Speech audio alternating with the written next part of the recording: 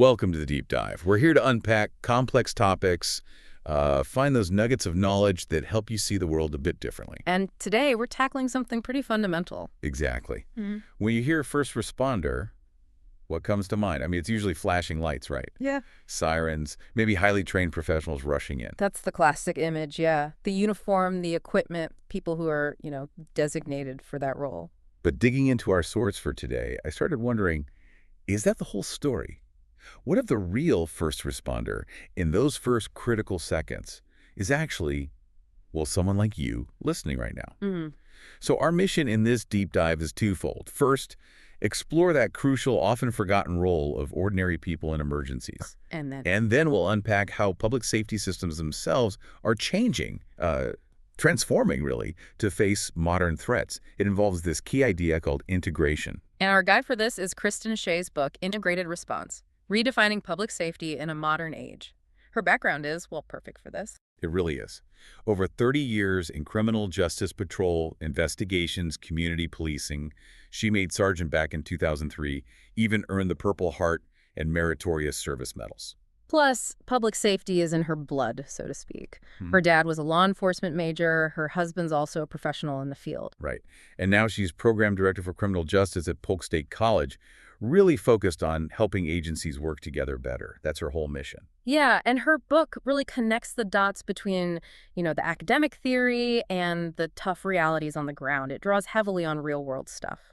So that's what we're diving into. We'll start with what you might do in a crisis, then look at how professional response has shifted over time, and finally really get into this concept of integration. And she sets the tone with a really powerful quote early on. She says, "No one rises to the occasion. We fall to the level of our training and the strength of our relationships." Wow. Preparation and collaboration. That really frames everything. Let's start with an event that tragically illustrates why this matters so much. Picture this. June 12th, 2016. It's just after 2 a.m., Pulse Nightclub, Orlando. Latin night. Right. Loud music, lights flashing, packed with over 300 people having a good time. And then gunfire. But amidst the noise, many didn't immediately realize what it was. Pure chaos erupts. Some people froze, others ran. The outcome was devastating. 49 people killed, 53 injured. And this is where that traditional idea of the first responder gets challenged. Police were there within minutes, yes, setting up a perimeter. But the actual breach, getting to the shooter, took over 3 hours. A long, terrifying wait. But the response didn't start 3 hours later. It started instantly, inside, with the people who were already there. That's the key insight from Shea. Those civilians, they were the first link, the very first thread in that chain of survival. And the stories are just incredible. Absolutely. Take Imran Yusuf, a Marine vet working security. He knew it was gunfire immediately, kicked open a locked back door. About 70 people escaped through there because of him. Amazing courage. And others. Hiding, turning off phones, using anything they could find, belts, shirts, just their hands to stop bleeding. Survivor Patience Carter remembers someone actually shielding her body during the shooting. She felt certain she would have been hit otherwise. Just instinctual protection. And then there's Joshua McGill. He got out, saw another man bleeding badly, no medical training, but he used his own shirt as a tourniquet, kept pressure on it, helped move the guy towards the police lines. Incredible presence of mind under unimaginable stress. Another survivor apparently held pressure on someone's leg wound for over 3 hours, hiding in a bathroom, keeping others quiet, even texting updates to 911. So the message, Shea's message, is really clear. It wasn't about having a uniform or equipment. It was about making a decision to act. Exactly. That decision is the core thing. So hearing those Pulse stories, it really hits home. In those first minutes, you are the lifeline. What are those specific actions, the surprising things a civilian does that can change everything? Well, Shea breaks it down into 4 key roles you might play, maybe without even realizing it. First, you're the communicator. Okay, calling 911. Right, but doing it calmly under extreme pressure, giving those crucial details. Where are you? How many hurt? What's the danger? Is the threat moving? She puts it bluntly, if no one calls, no one comes. Simple. Vital. Makes sense. What's next? Second, you're the protector. This means actively creating safety, moving people to cover, maybe locking a door, or like we heard, using your own body as a shield. It takes guts to give directions when everyone else is panicking. That leadership, even temporary, is huge. Third role. The healer. And this doesn't mean you need a medical degree. Like at Pulse, people used shirts, towels, belts, whatever was available to put pressure on wounds, comforting people, keeping them conscious. It's about, as Shea says, doing something, anything. That immediate action buys critical time. Absolutely. And finally, you're the witness. Your memory is invaluable for the professionals arriving later. What did you see? Shooter's description. Direction they went. Vehicle, license plate. You're the bridge between the chaos and what responders need to know. Communicator, protector, healer, witness. It really paints a picture of the citizen responder, doesn't it? Or the first responder, as she calls them. Exactly. Most of us don't expect to be in that situation. But if something happens, you're already there. It's not about being fearless. It's about choosing to do something. And the empowering part is you can prepare for this. You really can. Like learning Stop the Bleed. Definitely. You can find training resources online at stopthebleed.org. It's often free. And CPR, AED training, redcross.org is a good place to start for that. Simple things, too. Just consciously noting your exits whenever you enter a building. Where are the ways out? I find myself doing that now, almost automatically. It's a small mental shift, but it feels significant. It is. And practicing mentally. Just run through scenarios in your head. If I heard shots, where would I go? Where's the nearest AED here? Know your 2 exits. That mental rehearsal makes a difference if the real thing happens. Because ultimately, you are that lifeline. Your actions, your decisions in those first moments, they connect the chaos to the care that's coming. That's a really powerful idea. It truly is. Okay, so we've established that individual role, how crucial it is. But let's zoom out to the professional public safety system. It wasn't always set up for this kind of collaboration, was it? Not at all. Kristen Shea talks about waking up on 9/11, seeing the smoke from the World Trade Center, then the second plane hitting, and just realizing how unprepared public safety was for something of that magnitude, how disconnected things were. What did that disconnection look like before 9/11? Basically, agencies, police, fire, EMS operated in their own worlds, silos really, each focused on its own mission, with very little coordination or even sometimes communication. There was a hierarchy, right? Cops going first. Yeah, exactly. Law enforcement secured the scene, and fire and EMS would stage nearby, waiting for the all clear. There was even that old joke. Oh, yeah. What's the difference between law enforcement and EMS? Go on. Law enforcement is the first responder. EMS is the second responder after we make sure it's safe. Chuckle softly. Yeah. Wow. That really says it all about the separation back then. It does. And Shea points out, failures weren't usually about lack of courage. They were often because the systems were never designed to bring us together. So 9/11 was the catalyst for change. A massive one.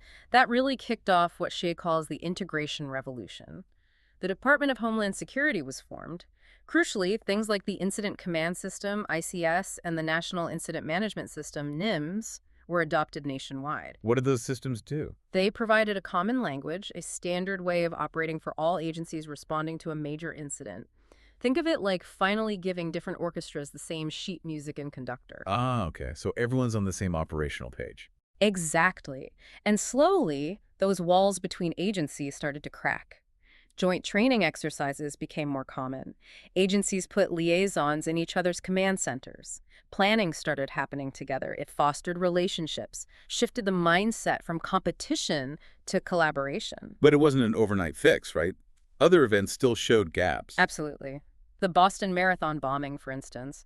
Incredible heroism, no doubt, but there were still coordination hiccups, issues with sharing intelligence quickly. Right. And big natural disasters like Hurricane Katrina or Maria in Puerto Rico exposed major communication breakdowns between local, state, federal, and non-governmental groups. And even revisiting the Pulse shooting, we saw brave individuals, brave officers, but information flow and unified command were still challenges in the heat of the moment. Precisely. Bravery isn't enough if the system doesn't support rapid, coordinated action. And on top of all that, the types of threats public safety faces have changed dramatically too. Hugely. It's not just traditional crime and fires anymore. You've got modern terrorism, homemade bombs, using vehicles as weapons, lone attackers inspired online. Plus the whole digital realm. Right. Cyber attacks. Disinformation campaigns. Think about ransomware hitting a hospital or someone shutting down 9/11 lines. These threats are complex, they're layered, they happen incredibly fast. So the response has to adapt constantly. What are the key mindset shifts needed? Shea outlines several. Integration over isolation, obviously, collaboration over competition, thinking about prevention, not just reaction, and being adaptable, not just repeating old methods. It's a constant learning curve. It has to be. As Shea says, we are not the same first responders we were 20 years ago, and that's a good thing. She emphasizes that, in this line of work, evolution isn't a luxury, it's a responsibility. A responsibility to keep learning, keep adapting. Okay, so we know individuals are crucial, and we know the professional system has evolved towards working together. Let's really define this integration. What does it mean in practice? Right. Let's go back to that mall shooting scenario. In the bad old days, police rush in, fire a mess, wait outside. Valuable time is lost. Integration changes that picture fundamentally. How so? Well, Shea defines integration as not just about sharing buildings or radio frequencies, it's about creating a rhythm where every player knows the beat. I like that. The rhythm. Think of a marching band again. You've got drums, brass, woodwinds. Each has a unique part.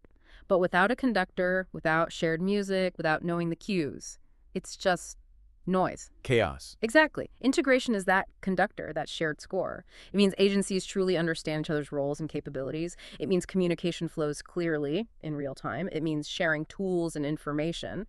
And crucially, it means acting together right from the start. So who's in this integrated band? It's Yep. more than just the traditional three, right? Much more. In that integrated mall response, yes, you have police, fire, paramedics working side by side inside, maybe using rescue task forces, but you also have emergency management coordinating shelters or resources. Hospital liaisons. Hospital liaisons preparing the emergency rooms, mall security providing crucial intel about layouts or suspect location, maybe even the nearby school district coordinating lockdowns based on real-time info. It's simultaneous, not sequential. It's not passing a baton anymore. No, it's everyone playing their part at the same time.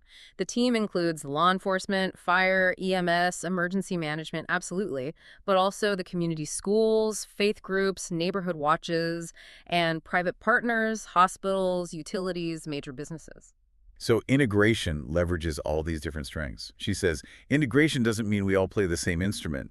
It means we all show up, know the music, and play in harmony. Beautifully put, and it's vital to distinguish this from consolidation. They're not the same thing. Okay, what's the difference? She uses a food festival analogy. Integration is like all the different food vendors keeping their unique menus, the taco truck, the pizza stall, the noodle bar, but they collaborate. Shared signage, maybe one map, a single ticket system. It makes the experience better for everyone. Agencies stay separate, keep their expertise, but work smarter together. And consolidation. Consolidation would be like forcing all those vendors into one giant generic kitchen. You might lose the specialized skills, the unique flavors. Merging agencies completely can sometimes dilute expertise. Integration amplifies strengths through collaboration. Got it. That's a really helpful distinction. So how does this integration actually happen? Are there different types? Yes, Shea identifies two main types that are both essential. The first is cross-skill integration. Think of this as the all-together approach. Okay. Like bringing musicians from totally different bands, jazz, classical, rock, to play one complex piece. It's coordination across different types of agencies and sectors. Local police working with county EM, state resources, federal agencies like FEMA, private companies like power crews, and community groups. Like during a major disaster. Exactly. A hurricane hits, you've got local first responders doing rescues, county emergency management running shelters, the National Guard providing security or transport, FEMA coordinating federal aid, and private utility crews trying to restore power, all working side by side. Is there a smaller scale example? Sure. The book mentions Franklin, Massachusetts. Their police department partners directly with a licensed mental health clinician. They respond together to behavioral health calls. It's cross-sector collaboration leading to fewer arrests, fewer unnecessary hospital trips, and better outcomes for the person in crisis. That's police and healthcare integrating. What's the second type? That's vertical integration. This is more like the traditional chain of command structure. Ah, okay. Like within one system. Right. Think of the band hierarchy. Section leaders report to the drum major, who reports to the director. It's coordination up and down the levels within a system. Local connects to regional, regional to state, state to federal. Can you give an example? After the 1994 Northridge earthquake in California, rebuilding the collapsed freeways was critical. Local contractors worked directly with Caltrans, the state transportation agency, under federal emergency declarations. That streamlined vertical coordination got the I-10 freeway reopened in just over 2 months, way faster than expected. So you need both, cross-scale and vertical. Definitely. Especially for what experts call wicked problems, those really complex, messy challenges like huge wildfires, pandemics, or sophisticated terror attacks. They require both horizontal, cross-scale, and vertical coordination. Can you illustrate how they work together? Think about that fictional Florida winter storm example from early 2025. Local police, fire, and EMS coordinated warming shelters and checked on vulnerable residents. That's cross-scale.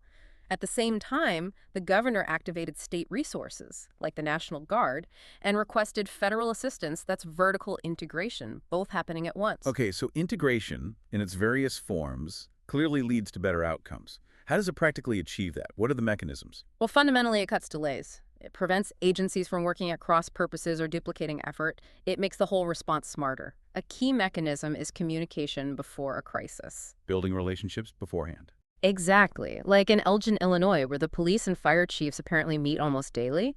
They build trust, understand each other's challenges before the sirens are wailing. They're not trying to figure things out on the scene. And training together must be huge. Absolutely critical.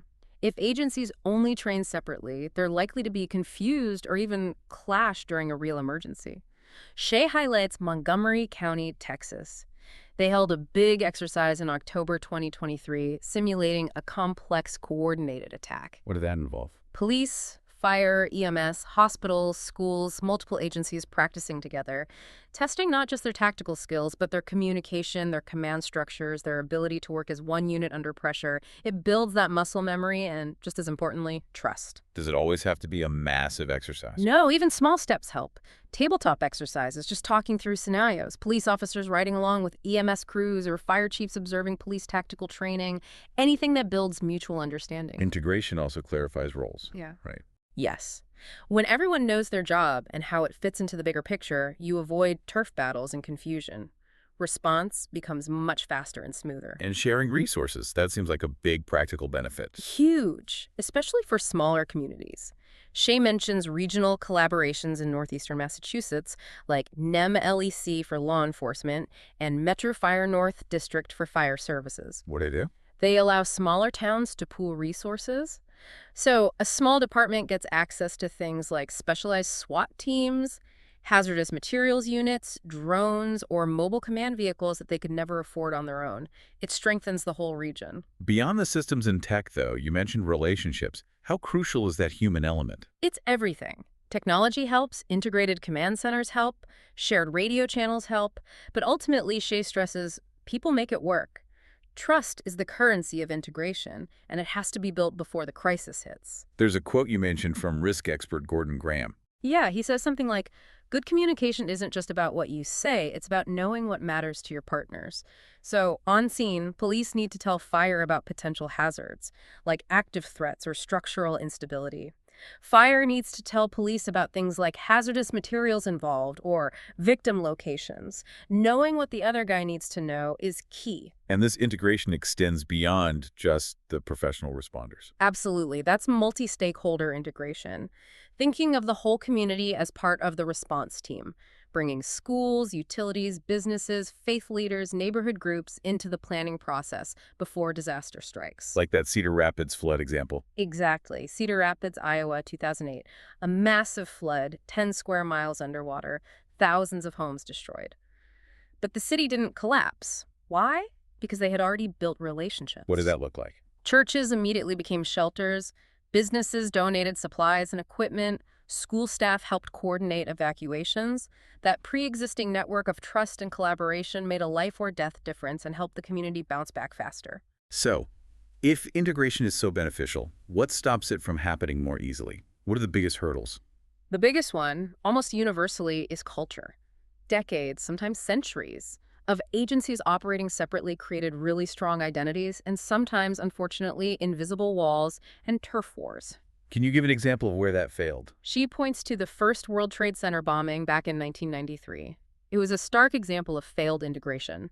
Different agencies set up separate command posts, used incompatible communication systems, had conflicting priorities. It hampered the response significantly. So how do you break down those cultural walls? It seems tough. It is tough, but doable. Change has to start at the top. Leaders, chiefs, sheriffs, emergency managers have to constantly champion integration. They need to celebrate other agencies' successes, not just their own, and measure their own success partly by how well everyone worked together. In training again. Training together is probably the single most effective trust builder. When you go through realistic, stressful scenarios side by side, that us versus them mentality starts to dissolve. You build personal connections. You understand the other person's job. That's what allows for unified action when lives are truly on the line. So integration isn't about erasing identities, it's about enhancing effectiveness. Precisely. She calls it the highest form of professionalism. It doesn't diminish any single discipline. It amplifies the value of each by making them part of a stronger whole. It prepares everyone, from that citizen responder to the most specialized teams, to move together fast. Okay, let's pull these threads together. We've really covered two fundamental pillars today. First, that crucial, often underestimated role of the first responder in those initial chaotic moments. Right. You are the lifeline. Your decisions, your simple actions can make a profound difference. And second, we've explored the massive shift within public safety itself, this move towards integration, breaking down silos, fostering collaboration between agencies, and even bringing in the wider community. Yeah, the whole system now really depends on that foundation of connection and working together. And circling back to that powerful quote from Kristen Shea, "No one rises to the occasion. We fall to the level of our training and the strength of our relationships." That seems to capture both sides of this coin. It really does. Preparation and connection are key, whether you're a civilian or a seasoned professional. So as a final thought for you, our listeners, think about that idea. Preparation, relationships, integration. Beyond emergencies, where else in your life, maybe at work, in your community group, even in your personal projects, could that mindset make a difference? Where could focusing on deeper integration and stronger relationships lead to maybe surprising or more effective results? Exactly. How might you be the lifeline or the conductor in those everyday situations? Something to think about.